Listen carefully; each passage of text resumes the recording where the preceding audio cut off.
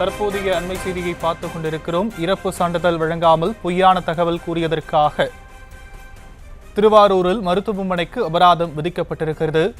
அதை அண்மை செய்தியாக பார்த்துக் கொண்டிருக்கிறோம். இறப்பு சான்றிதழ் பெறுவதற்கான வழிவகை செய்து தரவும் மருத்துவமனைக்கு உத்தரவுகள் பிறப்பிக்கப்பட்டிருக்கின்றன. விவரங்களை முடிய செய்தியாளர் ராஜசேகரிடம் கேட்கலாம். ராஜசேகர், விவரங்கள் என்ன?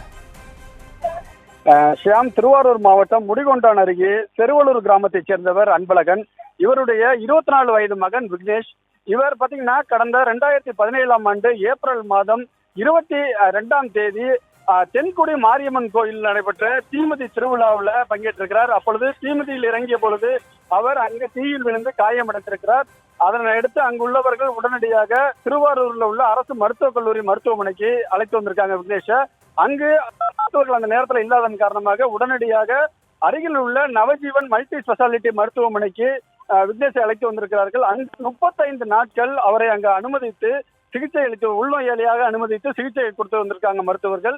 இந்த நிலையில அவர் சிகிச்சை பலனின்றி அங்கு உயிரிழந்திருக்கிறார். அதனை எடுத்து பாத்தீங்கன்னா அவருடைய பெற்றோர் அன்பழகன் மற்றும் அவருடைய தாய் இருவரும் போய் அவருடைய மகனின் இறப்பிற்கு காரணம் குறித்து மருத்துவமனை நிர்வாகத்தினை கேட்டிருக்காங்க. இதேபடி உங்களுக்கான மருத்துவ சான்றிதழ் வழங்கப்படும், அது மட்டும் இல்லாமல் அவர்களோட போஸ்ட்மார்டம் பிரேத பரிசோதனை அறிக்கையும் வழங்கப்படும் எனவும் தெரிவிக்கப்பட்டிருக்காங்க. அதனை அடுத்து அவர்களுடைய உடலை பெற்றுக்கொண்டு அடக்கமும் செய்திருக்கிறார்கள். இதனை அடுத்துதான் அவருடைய பெற்றோர்கள் அந்த மருத்துவமனைக்கு சென்று இறப்பு சான்றிதழ் வாங்க வேண்டும், அதற்கான சர்டிபிகேட்டை கொடுங்கள் என கேட்ட பொழுது இது சம்பந்தமாக காவல் நிலையத்தில் நாங்கள் அனுமதித்து விட்டோம், ஏற்கனவே அனுப்பிவிட்டோம், நீங்க அங்கு சென்று கேளுங்கள் என அழைக்கழித்து இருக்கிறார்கள். இது சம்பந்தமாக திருவாரூர் மாவட்ட நுகர்வோர் குறைதீர் ஆணையத்தில் இறந்த விக்னேஷின் தந்தை அன்பழகன் வழக்கை தொடர்ந்திருக்கிறார். அந்த வழக்குல இன்று தீர்ப்பானது வெளியாகி இருக்கிறது. இதில் நீதிபதி சக்கரவர்த்தி பல்வேறு கேள்விகளை முன்வைத்திருக்கிறார்கள் மருத்துவமனை நிர்வாகத்திலும்.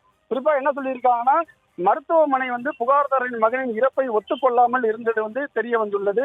அதற்கான எந்த அறிவிப்பும் புகார்தாரருக்கு வழங்காமல் உள்ளதால் புகார்தாரருக்கான விக்னேஷ் இறப்பு சான்றிதழ் பெற முடியாமல் இருந்தது என கஷ்டப்பட்டிருக்கிறார் என பல்வேறு கேள்விகளையும் அவர்கள் முன்வைத்திருக்காங்க.